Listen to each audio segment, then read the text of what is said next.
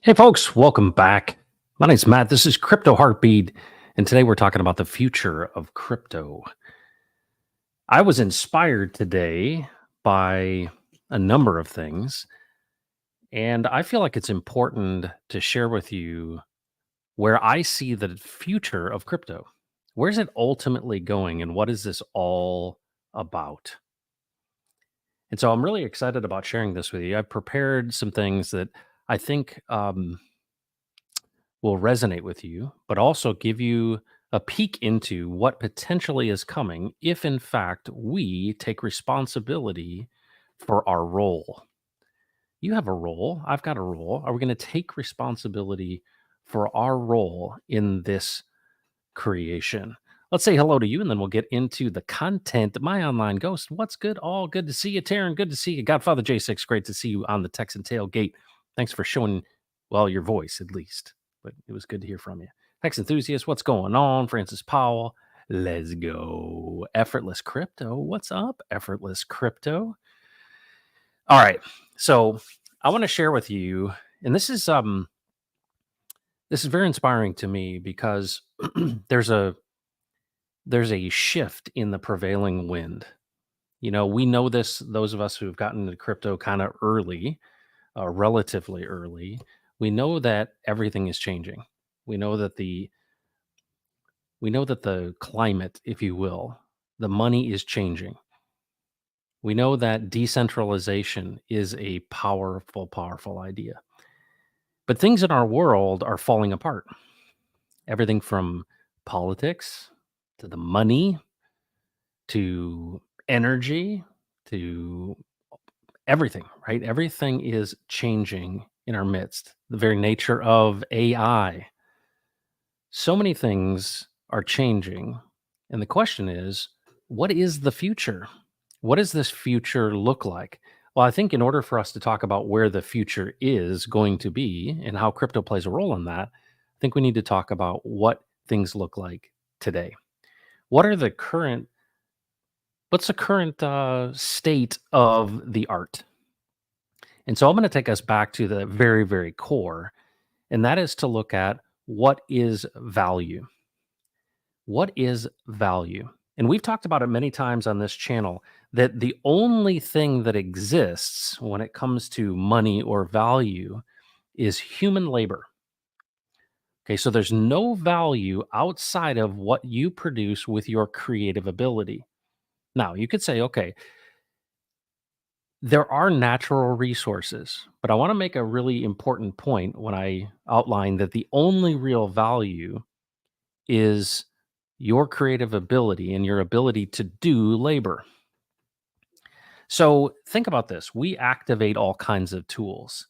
So let's use the most understandable representation of value that we all would agree upon, and that is gold. Gold, why is gold valuable? Gold is just another narrative, right? We have this general understanding because it's been used throughout history as a representation of our labor. And think about this, everything that we look at as it relates to value is a representation of something. There is no such thing as inherent value outside of human labor. So you are ultimately the source of value. This is a very important place to start. So throughout history, what we've done is when we've had needs and when we've had an abundance or we've created more or had a bumper crop, we offered that up in some sort of barter relationship with someone else. And so we negotiate value, right? Because things end up representing our effort. So let's just take farming as an example to keep it really simple. You till the soil, you put in a seed, and it has an abundant yield if you're willing to delay your gratification. You find that you partner with the very creation of this place. You don't create the sun, you don't create the rain, you don't create the warmth, but you have to do something. You have to scratch a hole in the ground, you have to put a seed in. And if it's corn, for example, that corn kernel goes from 1 to 1600. And if you think about it, that's the nature of the system that we're in. And I start there for a really important reason. The world that we live in, I think we could agree on, is abundant. So the sun tends to come up in the morning and shine upon us. Now, depending on where you live, it might be cold or it might be hot. But there's not human labor that you put into making the sunshine. And if you look around this world, there's an abundance of energy coming from the sky in the photons that come from the sun. When you partner with this creation and scratch a hole in the ground and put in a kernel of corn, which you could have eaten, mind you, right? You partner with the system. It's a framework. And you hope and you wait and it creates yield. That's where yield comes from, right? Farming. And so what's interesting is if you look at a stalk of corn and then you look at, well, maybe there's maybe 2 ears of corn on that stalk. Well, I looked it up, and on one ear of corn, there are 1,600 kernels in 18 rows, something like that. It's pretty crazy when you look at actually the amount of corn kernels that are created from one, right? We understand this idea of multiplication because it's all around us. The ability to reproduce and multiply. That's the very nature of the system that we find ourselves in. This creation, as we look around, is abundant. And if you partner and are willing to wait and delay your gratification, there generally is a yield. Now, are there locusts and potential weather issues? Absolutely. But let's kind of suspend all the potential pitfalls and let's recognize that at the end of the day, there's some effort on your part that is required to create some sort of yield. Well, let's say that yield, let's say you do produce a bunch of corn or you mine out a bunch of rocks or whatever it may be that you do to create value. You and your creative ability to create something, to build something, to plant something, to harvest something is you and your creative ability because things may grow, right? But when it comes to the creation of anything in this world, it requires your human labor. And so, what do we do with money? Money becomes a representation of that value. And of course, its value is perceived by parties. So, whatever you consider the value of something, it can be negotiated. And we all know that, right? I often say that if I found an original Pablo Picasso way up in the attic of an old house and I brought it down to my 12-year-old son, he would say, "Dad, that's terrible. I could do that." And I say, "No, no, no, no. You don't understand the story. There was a man named Pablo Picasso, and he was a great artist. He was one of the first to do this." And he's like, "Dad, I'm sorry, but his eyes are out of place, and so is his arms. This is terrible." But I go down to the museum and I talk to the curator, and they're freaking out. "You have an original Pablo Picasso from the Blue Period. Whoa, that's worth $22 million. But my son, who's 12, said it's worth nothing, and he could do it." So these narratives, we assign value to those, and they're perceived by parties depending on its provenance, its narrative. And so think about this. On a rainy day in New York City, the umbrellas are really scarce and the prices can go up, right? Supply and demand. But at the end of the day, value is all based on human labor, our ability to create. And then we take things that represent that. And we talk about stores of value, Bitcoin or gold or whatever it may be. And we say, this is a store of value. What is it a representation of? It's a representation of your creative ability and your human labor. So there's nothing that exists in this world outside of human labor. Okay. So everything is a proxy for your labor. Okay. So how does the world currently work? The world currently works based on some inherent things. So I'm going to use an image here as an example. The world, whatever shape you consider it to be, has natural resources. Those natural resources just sit there. Nothing happens to those natural resources unless you engage with them. And so there's some inherent value in the system itself, but you have to partner with it in order to extract it or create something from it. And so let's say it's lumber or wood. Well, you have to harvest that wood and create whatever it is that you make. Let's say it's furniture or a desk or a table or whatever it may be. But there's something unique about us, separate from the animals, because my dog has never done any fine woodworking or made me dinner for that matter. And so, what separates us from the animals is the fact that we have a creative ability. And this creative ability is what we assign proxies for. That creative ability in the form of human labor is value. And so, we basically say, hey, here's something that represents value. And it could be a piece of paper. In the United States, it's a piece of paper. In Australia, it's a piece of PVC plastic. It could be gold, it could be digital, it could be Bitcoin, Ethereum, Hex, whatever it may be. It's a representation. Now, the value is agreed on by parties, right? What's somebody willing to pay for it, right? Well, the curator at the museum is willing to pay $22 million for that original Pablo Picasso. So there's a variability to the perception of value. So, what is the future of crypto and what is crypto? Well, it's important before we get to that answer, we understand how the current system is set up. We have all these natural resources, but here's the current state of affairs. And I don't know if you know this, but what has happened is the corruption within man's desire to get his over you, right? This is this idea of when Lambo, right? I need to get mine. What happens is there are people in different parts of the world who make deals. So let's just use an example. And we see this with a lot of African countries. We see these with countries rich in natural resources. Someone within the country who's in charge of, let's say, the mining or concessions, the people that are in, big corporations or whatever, literally will go and say, all right, we would like to extract the resources because you are resource rich. And the people that are responsible for them might talk out of one side of their mouth and say, you know what, this is for the people. But in reality, the corruption in the human heart says, I need to get paid. And so what we've seen in our system is a system of extraction because the people, in many cases, who are responsible for stewarding the natural resources make deals with people who extract. Now, this isn't completely 100% exclusive, but it's generally what we find.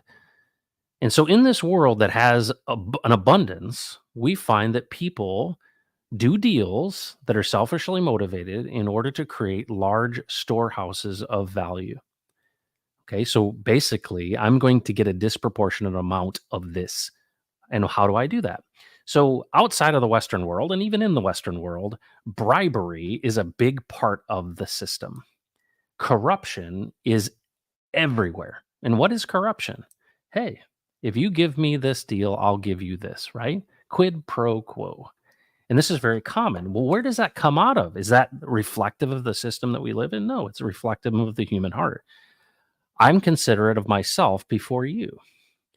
And so what's really interesting is the system gets broken and what ends up happening. So in a really extreme case of this, you see what you see these days. There are so many countries rich in natural resources where the people who are doing the work on the ground, you've heard this a million times, receive $2 a day. And what are they doing? They're artisan gold miners, or they're doing some sort of shea butter out of West or East Africa. They have this amazing product, and they're working for very little wage. And ultimately, there's someone far away who is buying that product, which is a good thing, right? You're doing human labor in order to provide value. But because of this extraction model and the deals that are made by selfish people, what we end up having is essentially the result is we promote poverty. And it's really interesting. Now you could say, well, hey, I got here first, right? And if you're somebody who looks at, colonization and those type of things, you basically say, what is the history of the world and empires? Go in, kill the people, steal their gold, and rewrite the rules. Right? This is what we do. We go in and we take and we extract and we destroy. And what ends up happening is it leaves the people that are there who are actually tied to that land because they can't go anywhere with very, very little. And I think we inherently know that it's not right, that something's wrong with that system. And of course, what ends up happening is people get really upset, right? There are many, many scenarios in which someone has done a deal with, countries that have, let's say, gold or natural resources, and some multinational company, they do a deal with them. And so, our good friend Doc Vince went to the Philippines, and he went into the indigenous region of the Philippines, and he sent a video back to me of a man who was responsible. He was essentially the tribal leader, and they had this tremendous deposit of, I think it was copper and zinc. And a Chinese company came in and did a deal with them. And this is an indigenous population. This is a group that's far, far south of Manila, and so very remote. And this Chinese company came in and basically said, all right, we will give you, and it was some percentage, it might be 1% of the total that is extracted monthly. Well, they would extract like $100 million per month or year, something like that. And this man said, we've been paid $700 this last year. So an agreement that was signed with a group of people was not honored. But the Chinese company continued to come and take. And why did they, you'd say, well, why didn't you fight back? Why didn't you push back? Well, this multinational company, this big firm out of China basically said, we know that you don't have the ability. One, you don't have any guns. Two, you're remote and you're poor and you're weak. And so we don't have to honor this agreement. We'll just come and take. And it's really interesting. And I think we inherently know, hey, that's not right, right? You said you do a deal. Why aren't you fulfilling the obligation of the deal? And think about that. You think like the Chinese mining company couldn't pay 1% to the people that they agreed to do. This is happening all over the world, and we don't realize it because, most of the time, if you're watching this on a computer screen, you're in the Western world and you don't have that same kind of, juxtaposition of extraction of value. But it's real. And what's interesting about it is the future of crypto relates directly to this. And one of the things here on Crypto Heartbeat that I try to do often is to say, why are we in this situation? And what can we do about it as it relates to the future? Because we've been handed a gift with crypto. The very nature of why crypto was invented, and if you look at the Satoshi white paper, you know this. Because of the 2008 crisis and collapse, we see digital money in the form of Bitcoin, which what is the promise or what was the promise of Bitcoin? Well, it wanted to be digital cash, right? It kind of failed at that, but it has become kind of digital gold. But what's the promise of it is this idea of decentralization. And this flies directly into the face of centralized parties who essentially have control of the supply of money. And I think that there's probably at some point in some room, somebody said, what if we had something that represented people's labor, was a proxy for their labor, and they could engage with it without permission from an authority? What if they could engage with it peer to peer or directly with a contract, and they knew that the supply wouldn't change and that no centralized party or government could change the rules? What if we used cryptography and we used the tools that we have available to us and we animated those to essentially create an even playing field for anyone who participates? Well, what's the promise of decentralization in that respect? What's the promise of DeFi? What's the promise of this core idea of Bitcoin?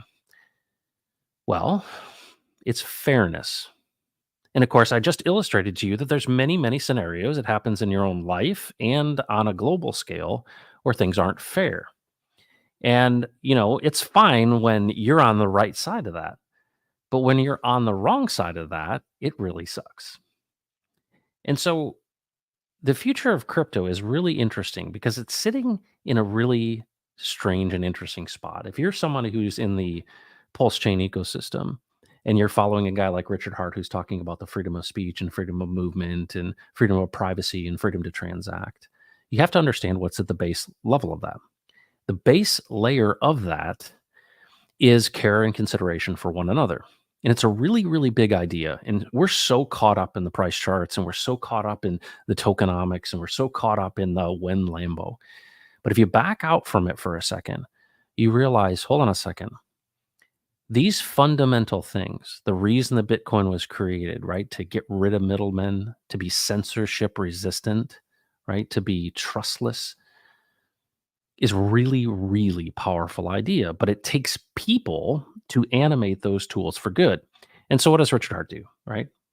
Creates a better Bitcoin and then creates the pulse chain ecosystem. Well, is it going to do it on its own? It's not a if you build it, it will come. It requires that people understand the vision and the future of what could be when it comes to crypto. So I feel like we're sitting at a crossroads. We're sitting at a crossroads because the future is really driven by a number of key things. Number one, the money is changing. We see that CBDCs are just on the horizon, maybe digital IDs and social credit scores, right? These things are coming. Government wallets, right? And we see two sides of this coin. One side is, wow, people could really use this to track and trace and clamp down on people. Of course, you see the World Economic Forum and the globalists and the people who want to have 15-minute cities and want you to be limited in when you travel and tell you what you do about your health. And we see this kind of dystopian future and we go, I don't like that. And of course, leaders from around the world we're seeing are pushing back on that.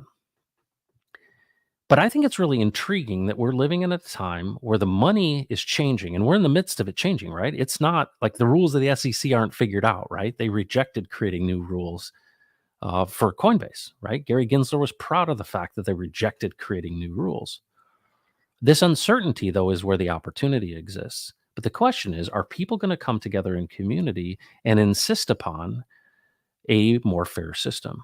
Well, when I look out at crypto, what do I see? I see people who just want to get theirs. I see people who are saying, when Lambo, this is about me winning at all costs. And then I see a guy like Richard Hart. And you know what? Charles Hoskinson, I see he also understands some of this, but there's very, very few people that I actually think understand what's really at stake here and that it's important to preserve this idea of true DeFi. Because this idea of returning it to popular control, giving the tools of production to the people, putting them in their hands is such a fundamental thing, but you have to protect it because just look at the hash power and hash rate. Look what can happen with Bitcoin. We're ultimately going to have to sacrifice Bitcoin on the altar of decentralization because it is becoming centralized. So the question is, how do we, as disjointed, unpowerful people, contribute to a system and ensure that it protects future generations where there's not a centralized party that controls the money? Because throughout history, you would win a war, kill the person, take their gold, and rewrite the rules in your favor. And this is the first time in human history where political power and financial power have become separate.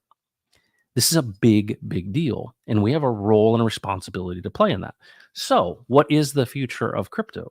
Well, it's hanging in the balance. And it really is up to you and me. But there's some other things that are at stake here as well. And I believe ultimately that the future of crypto is not going to be the degen casino. But everything starts this way, right? Speculation is the name of the game. You know, I look at all the different tokens and all the different coins. I look at all of these things and what do they require? Everyone says this. They're like, it's just a big Ponzi scheme. And many will say, well, you know, life is a Ponzi scheme. You have to have more kids or life doesn't continue. And the ultimate Ponzi scheme is children and life, right? You get old, you have kids, and hopefully they take care of you in your old age. But if you don't keep having kids, this thing doesn't continue.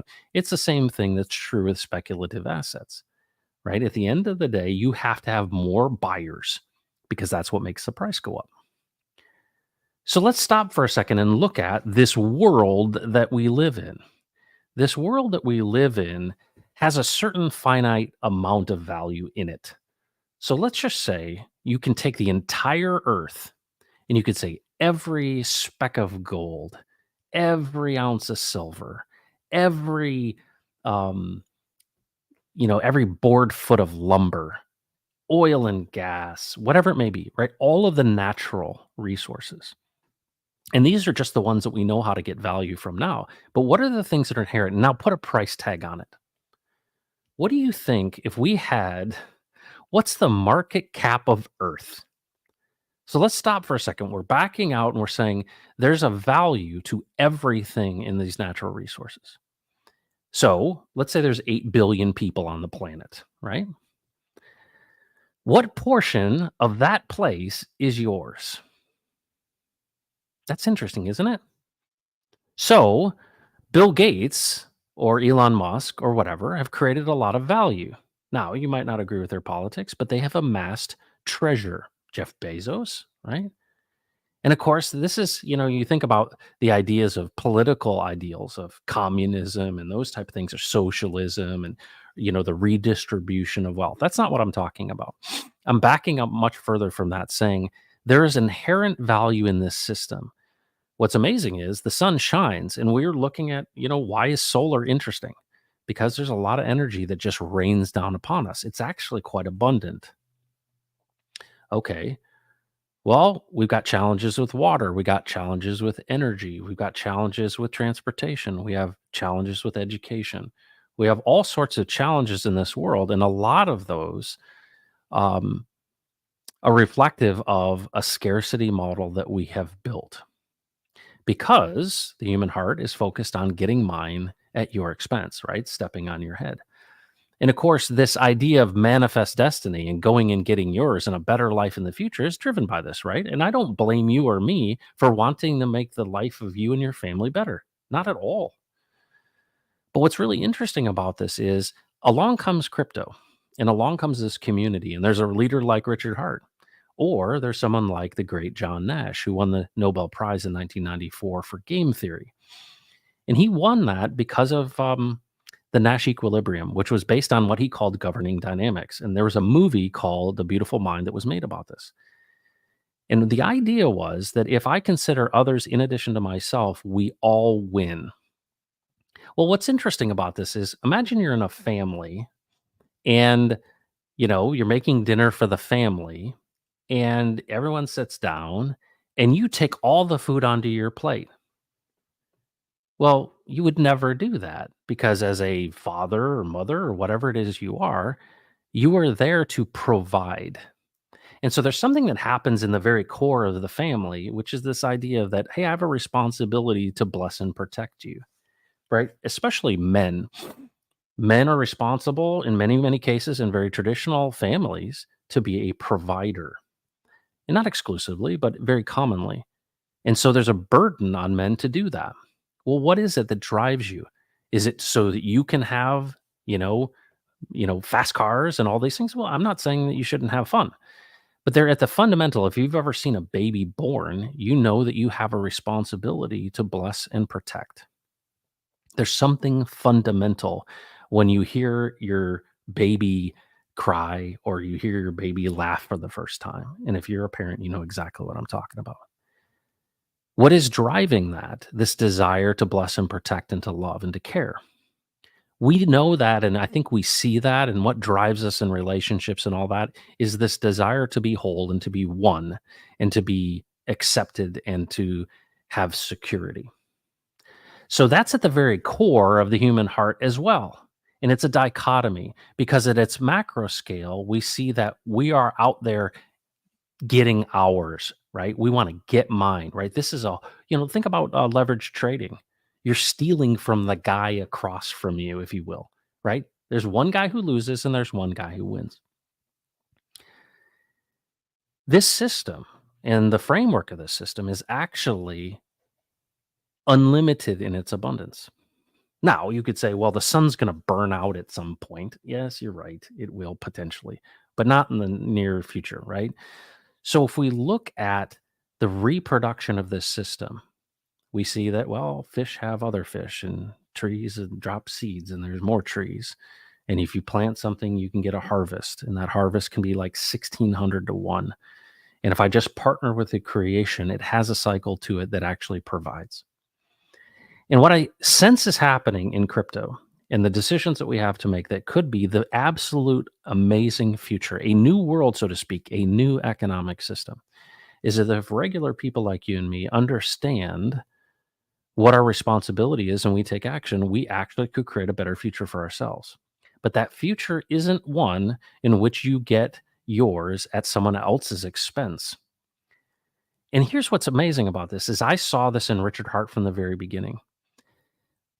One of my first videos, I talked about a meetup that he had in, I want to say it was Amsterdam or somewhere in Europe somewhere. And Richard Hart was there, and I hadn't really seen him. I was following him, and I got into Hex 2 days after or no, 2 days before Big Payday, and I watched his stuff, and I did the typical thing where people like, I'm not sure what I think about this guy. But here's what only thing I needed to know, and this is the moment in which I realized who Richard was. This was the time when the sticker guy was there, the first time sticker guy, I think, met Richard Hart. And they had finished up their meeting, and Richard had spoken and everything, and there was a hot mic on, and there was somebody with a camera. And Richard, you can hear in the background him talking to people, and the camera's moving around, and this young, kind of awkward kid's like, "Hey, can I get a selfie? Hey, can I get a selfie? Can I get a selfie? Can I get a selfie?" And Richard Hart, in really charming fashion, says, "Hey, man, it's okay.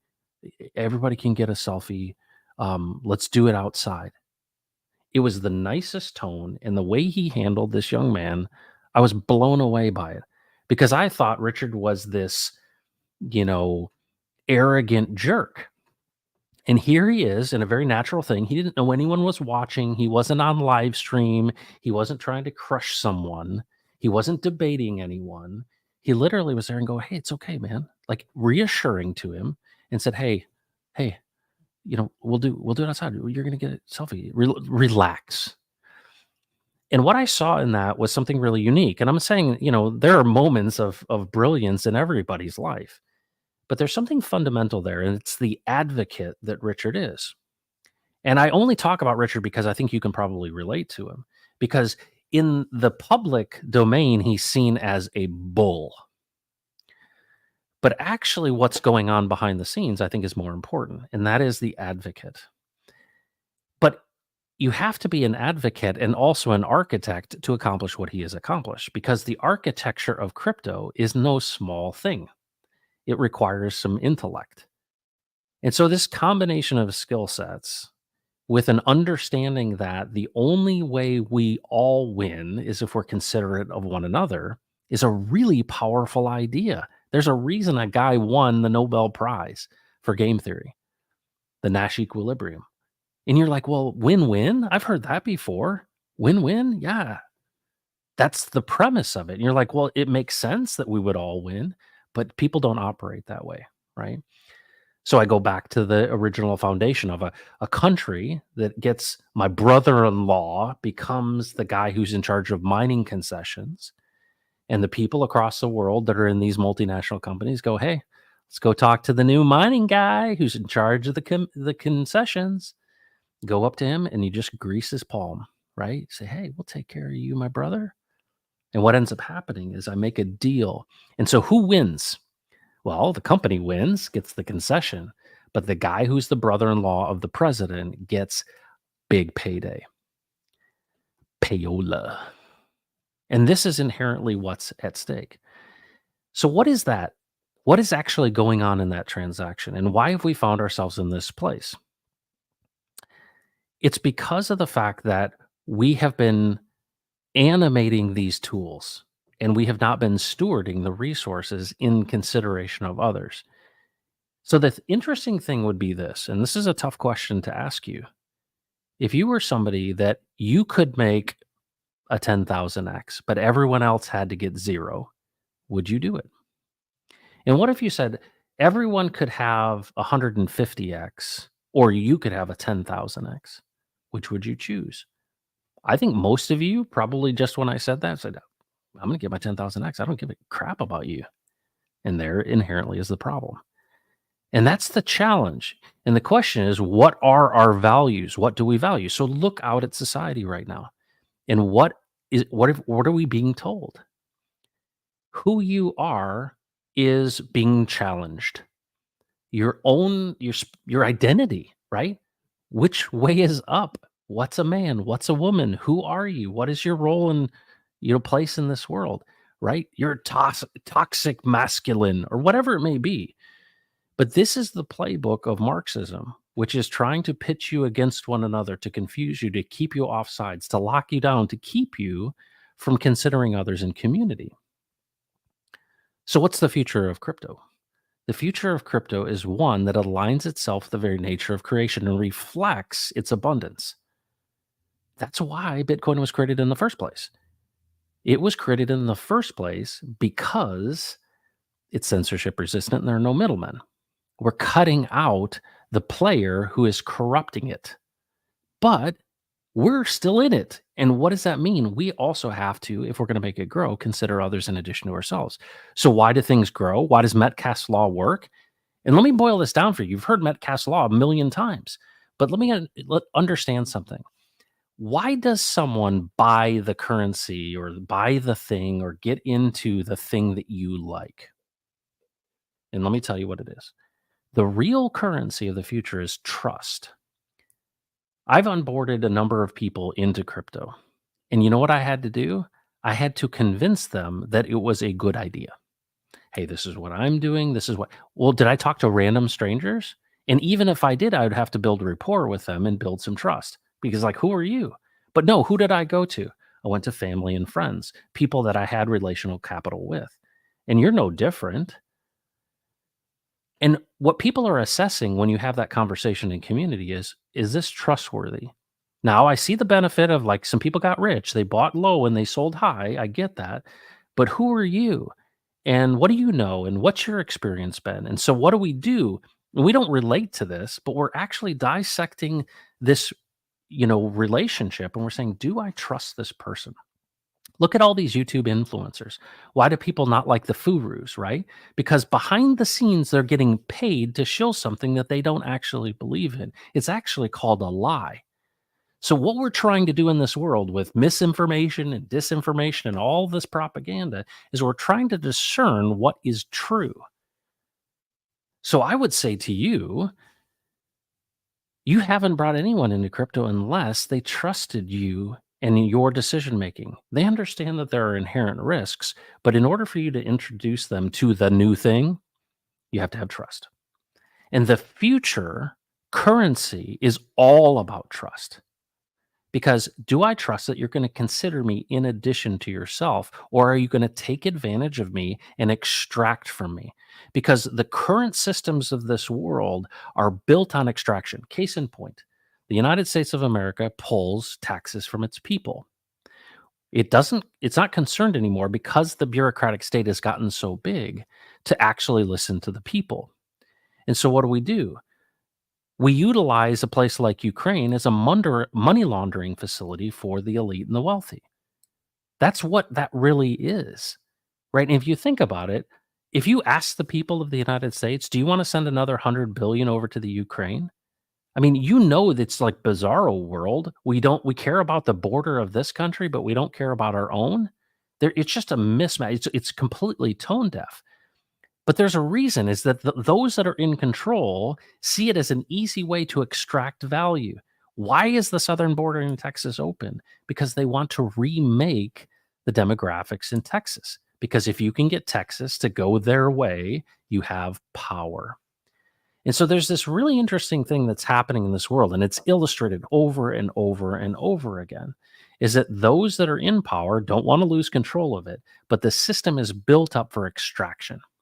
And so why do we look around and go, wow, the world looks abundant, but my life looks scarce? Wow, the sun shines and it's got a lot of power and energy, but why is it that these people are making $2 a day or we're struggling to make ends meet? The system is set up in a way that is not considerate of everyone. Now, you've got nonprofit groups and NGOs, and you've got charitable groups and church groups, and you have people do care for one another. But it's certainly not a system where leaders are really truly advocating for what's best for the people. And that's where we see all of this stuff. What is the warmongering all about? We spend ourselves out of existence, and then we go, well, in order for us to get out of this hole, we're going to have to go kill those people and take their natural resources and rewrite the rules. and put someone in place that is favorable to us so that we can get cheap energy or cheap minerals or cheap whatever. That's the story of empires.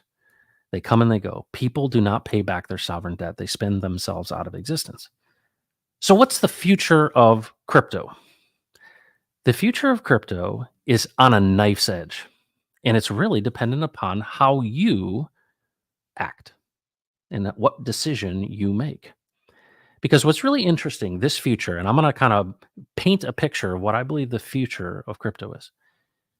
It started out as a speculative instrument, right? Remember when it first came out? They're like, that's phony, fake money, right? It's a scam. Bitcoin, that's a scam, right? That's the cycle of things, right? It's new. People are like, no, that's not anything. And then, of course, now we're like applauding the people that were in their mom's basement, double clicking an exe file to get 50 Bitcoin.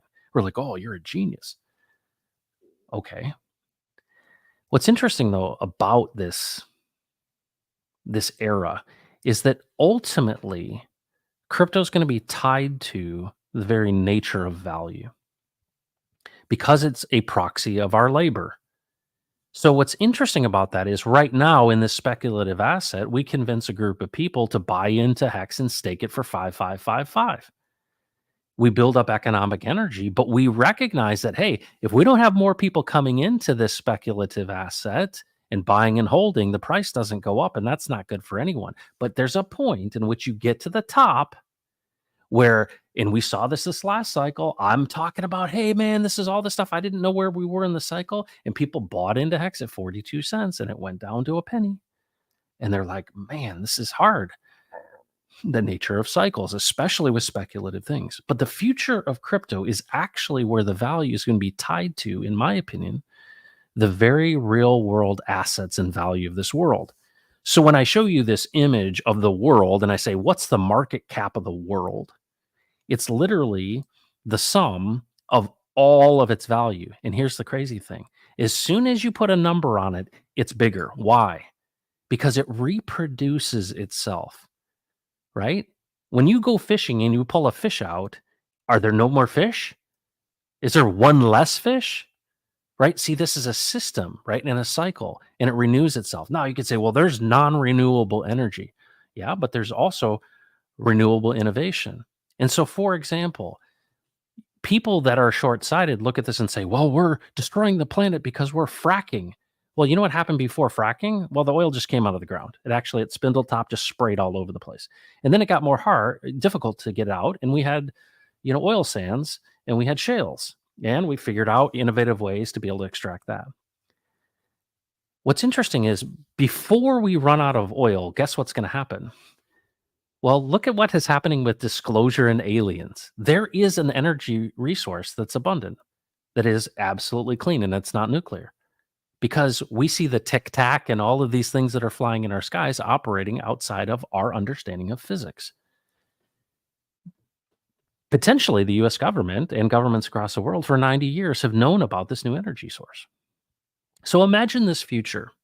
The money is changing, everything's in flux, and there's leaders within private companies who know of a new energy source, and that new energy source is abundant. So just imagine there was a box in your garage and you just plugged into it.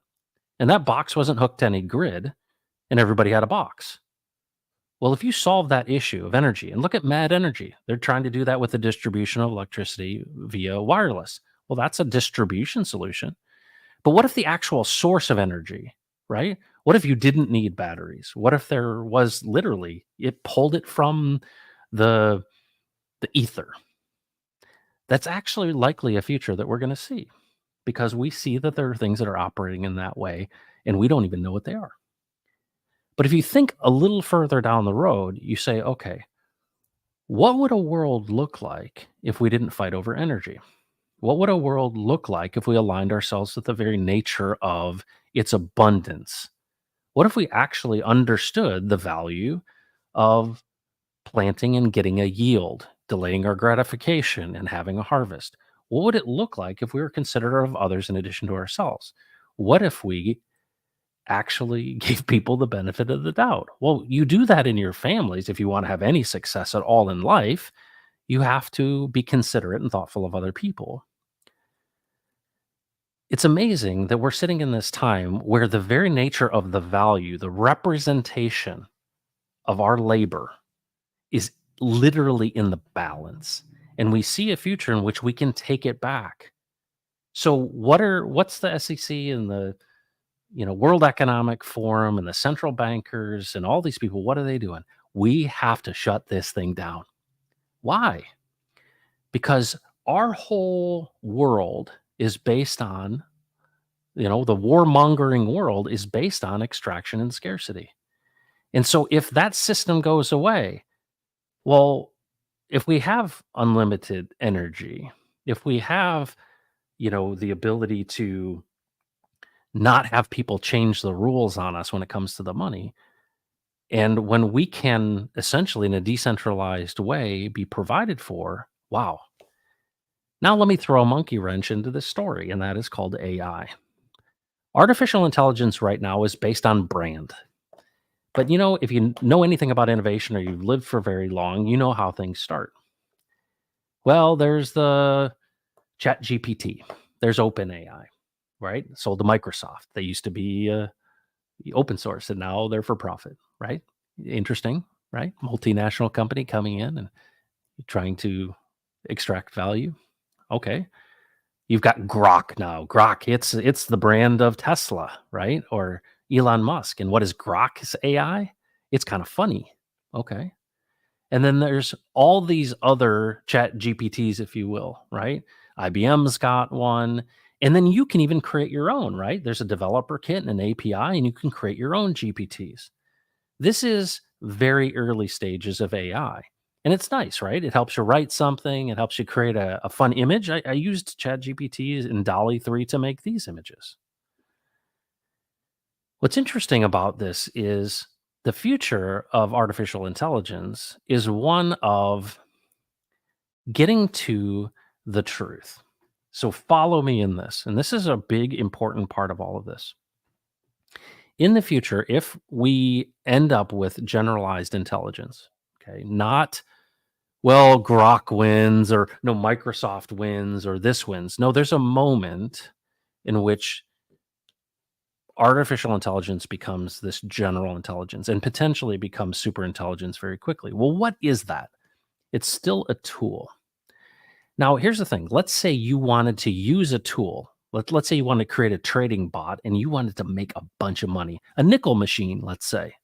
And you wrote your bot code and you said, bot code, do this. And you came up with some great quantitative thing that literally sucked nickels out of the system. And you won 85% of the time. And you just kept running that, right? Sound familiar? MEV bots, right? Front running people. You would create for yourself a wealth and you'd store that for yourself, right? You're like, I got an angle, I got an advantage. That's how we see AI today. We see AI as this is something that can give me an edge. So, for example, you might say, hey, because I know how to use AI, I can write my papers better, or I can do my marketing material better, or I can get insight and learn things more quickly, or I can have a advantage socially, whatever it may be. You can use AI right now to get an advantage. Well, that's right in front of our face. The future of AI is actually the determination of what is true and what is not. We live in a world where there's misinformation, disinformation, right? Think about this. The mainstream media doesn't cover things that aren't aligned with their political owners, right? The people and their politics, they don't cover stuff, right? And so what do we see in this world? There's deep fakes and this is propaganda and this is true and I don't know if this one's true. And then you got the fear porn people and all of this stuff. There's a future on which I want to know the truth. What is the truth? And it's really interesting when you think about when they when you look into the Bible of what is the name of God, right? What is the name of God? And what does God say his name is? I am. It's really interesting when you take that concept and you think, what is I am? It is binary. One. That's what I am means. That's my interpretation, right? I am.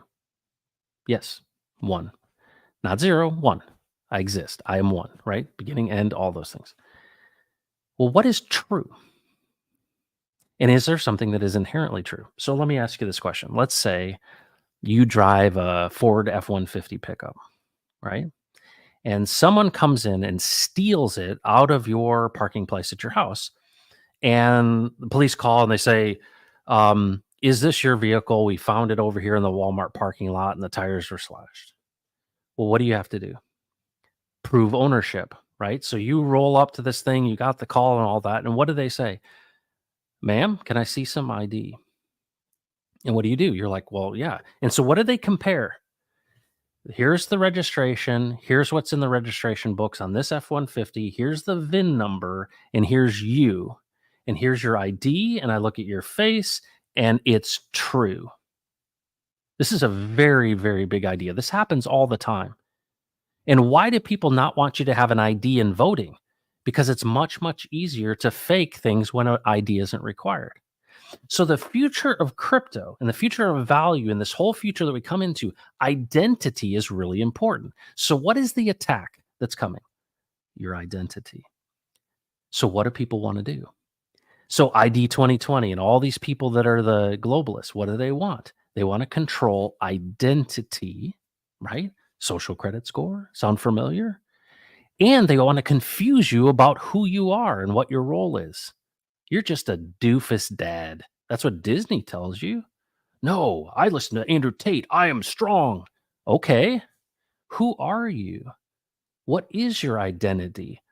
Do you have value? Do you have inherent value? Interesting. Well, I think you got value. But at the very, very core of this concept is who you are. And if it's true, do you own that Ford 150 or not? So what do we use in crypto? Well, we use crypto wallets, and those wallets are really just authorization. All you have in that MetaMask wallet is keys that give you the right to read and write to the blockchain.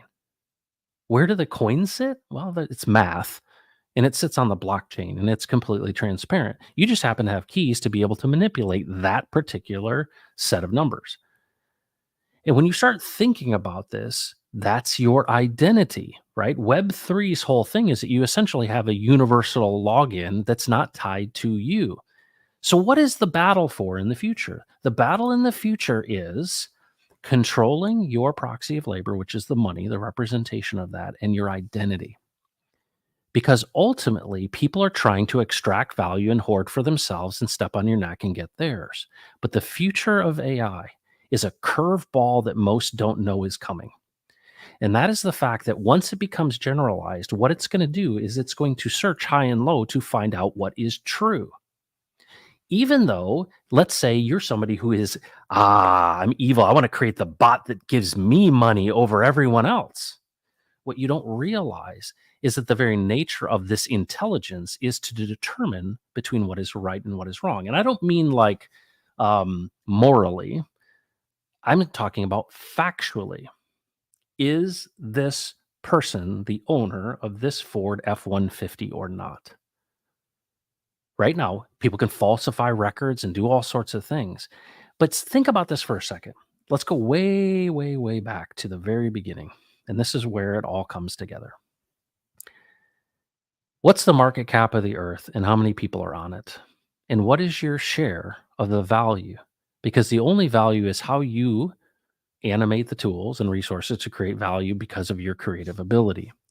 The future of abundance and tying ourselves to abundance in this world is based on our ability to have control over our identity and our labor. What is the future of crypto? The battle is over our identity and our proxy for labor. Your ability to have the private property, which is your creative ability, and to be you. What is exciting about this future is that potentially what AI is going to do is going to settle these things because a lot of jobs are going to be gone. Now, I think general intelligence and super intelligence will look past those who are trying to program the system to get theirs. Now, You might say, "Well, Crypto Heartbeat, I think you're a little off base. I think we can control AI." I don't think we can. But what I think the outcome of it is it's gonna be able to determine who owns what. And in that simple thing is I am. It's binary. It is you either own it or you don't. So the question is, what's the future? The future is the tokenization of real world assets. The things that exist in this world will be represented in the digital space. Right now, it's all speculative. Hey man, buy my token, number go up. Hey, buy and hold, diamond hands, big bags. There's a point in which these tokens represent this amount of gold that's in the ground, or this amount of oil and gas, or this much of rare earth elements, or this much of water rights, or this much of grain, or this much of real estate. The tokenization of securities, of resources, of real world assets is the way in which we understand the market cap of this world. But if AI is going to come and take over and it's going to be able to determine what's true and what's not, well, it's also going to take a lot of jobs, right? And you're like, well, what happens when there's autonomous trucks and there's 2 million truckers that aren't on the road? Well, they'll just get re-educated and they'll do something else. Well, what happens when all of the lawyers are gone and we don't have a need for them? And what happens with them? That's not a bad thing. And what about accountants? And what about creative people? And, so what's interesting is, what will the future look like? Well, you might have a little extra time in your hands. And of course, there's a whole group of people that want to control people with the money.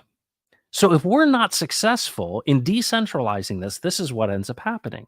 The CBDCs take effect.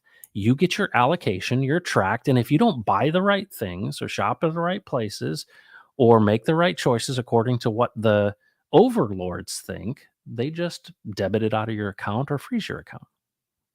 I'm not okay with that future. I'm in a future where you control your own identity, that it's not based on biometric scans of your retina.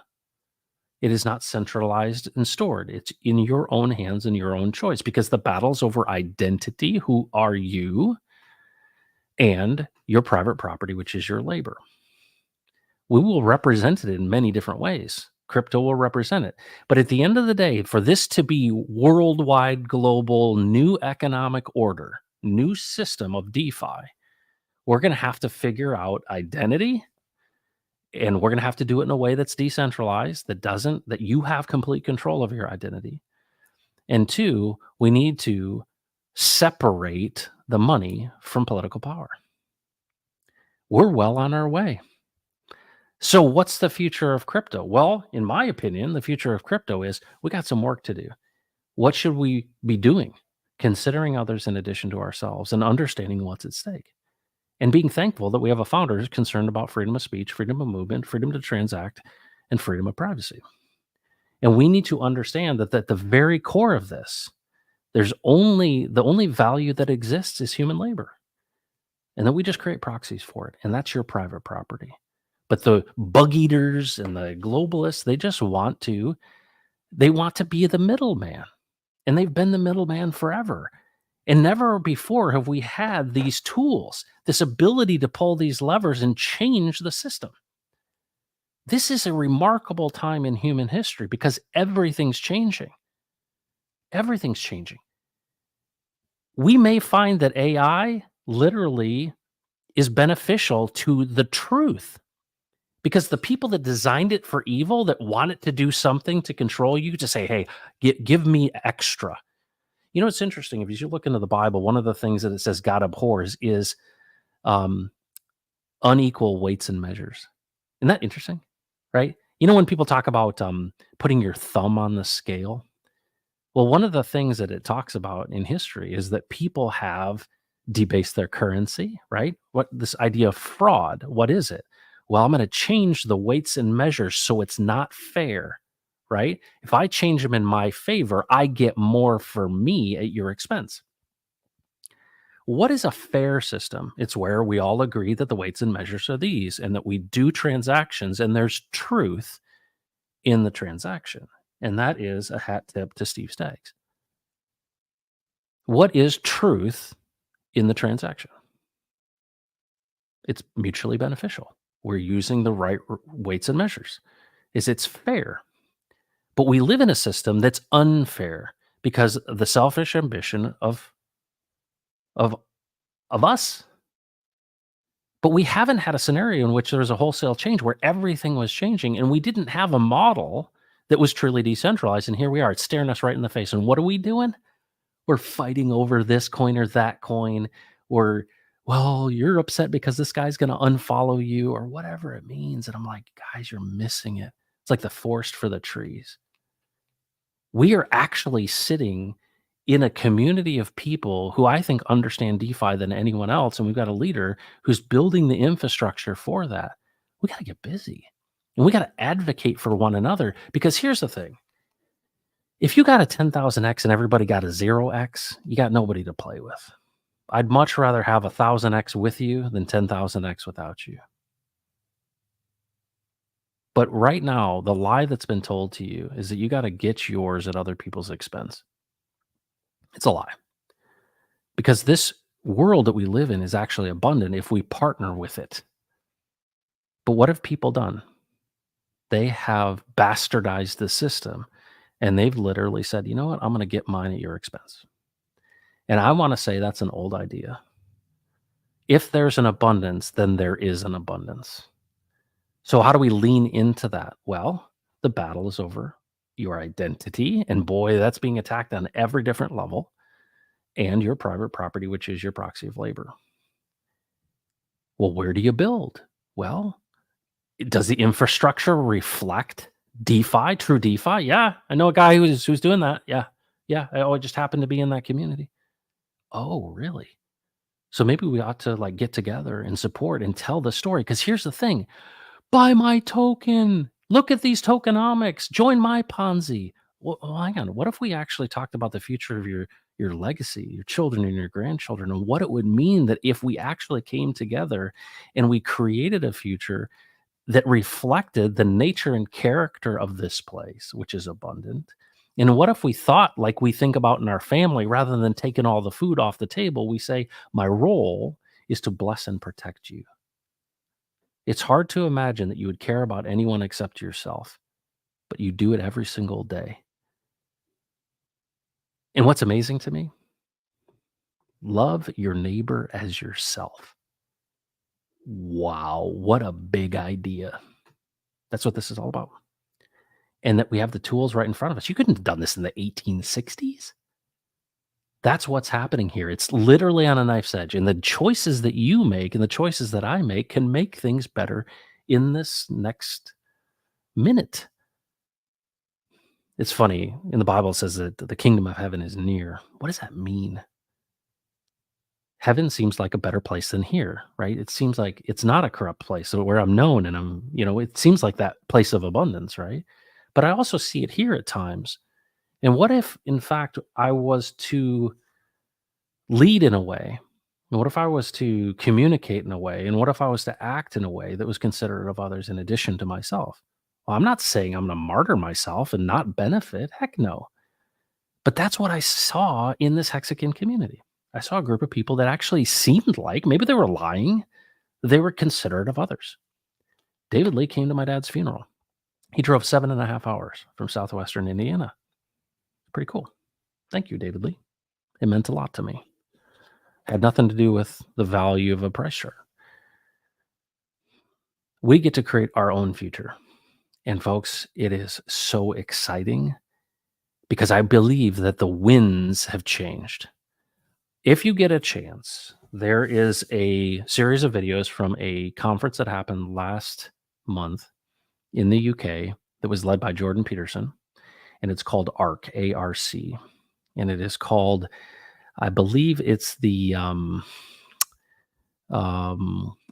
Responsible Citizenship, the Alliance for Responsible Citizenship. Yeah, something like that. And it's amazing the group of people who are there. But if you get a chance, it's probably the best speech ever that Jordan Peterson has ever spoken. And hat tip again to Steve Staggs for sending that over to me today. It was a part of the inspiration of this stream. Folks, the winds are changing. The people, the political will, it's gotten to the point where people are more willing to suffer than change, and it's evident that they're starting to suffer. We have all the tools at our disposal here to create a future that's more reflective of the abundance that we see around us when we don't mess with it. But it starts with you. How can you have more fairness? Be more fair. How can you have more love? Have more loving. How can you have more acceptance? Be more accepting. Right? It starts with you. It's not like, well, I hope those people down the street do it differently. No, do it yourself.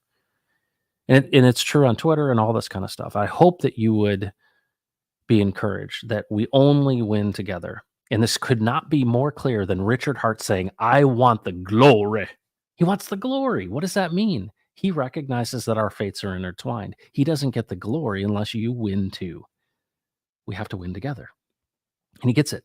That's why I'm interested in supporting this thing. If it was just some guy who was just trying to get his at your expense, I'd be out. Just another one of the same things. But this is representative of defending the very core tenets of why DeFi was created in the first place. But it's coming alongside all of the other things that are changing at the same time. And we have a responsibility to step up and fix this damn thing.